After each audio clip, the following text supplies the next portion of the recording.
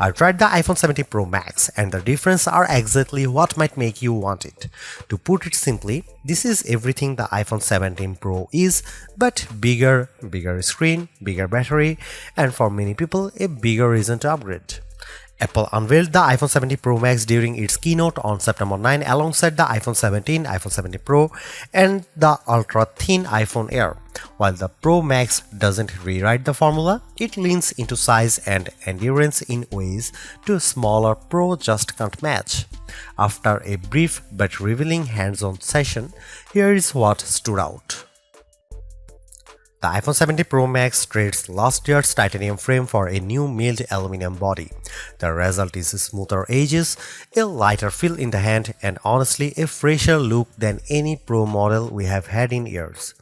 There is also a bold new rectangular ceramic to glass cutout on the back that houses the familiar triple camera system. At 6.9 inches, this is a big phone, yet it is not awkward. I found it surprisingly comfortable to hold, especially thanks to the softened lines. Yes, it is slightly heavier than before, but not in a way that drags it down. For large-handed users, this is the Pro iPhone you have been waiting for. Color options are pared down to 3: silver, deep blue, and cosmic orange. The last one really pops, and it is refreshing to see Apple finally get playful with Pro finishes. If you love big screens, this is your playground. The 6.9-inch Super Retina XDR OLED is bright, fluid, and gorgeous. Apple promises a peak brightness of 3000 nits outdoors, though I didn't get it to test it under direct sunlight. As always, ProMotion delivers the battery, 1Hz to 120Hz adaptive refresh rate, and gaming looked silky smooth during my short demo. Simply put, this is the best iPhone screen ever, only bigger. On the back, the three cameras finally feel like equals. The wide, ultra-wide, and telephoto lenses are all 48 megapixel, with the telephoto capable of 4x full-raise optical zoom and up to 8x at 12 megapixel through pixel mining. In my quick test, photos looked crisp and vibrant, through a real-world shoot will tell the full story. The selfie camera also got a serious upgrade.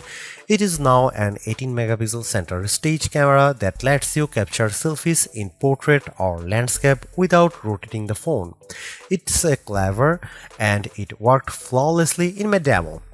Paired with the updated Photonic engine, I am optimistic this will be Apple's most versatile Pro camera system yet. Inside, Apple's new A19 Pro chip delivers serious performance. Built on a 3nm process, it packs 6 GPU cores with dedicated neural networks.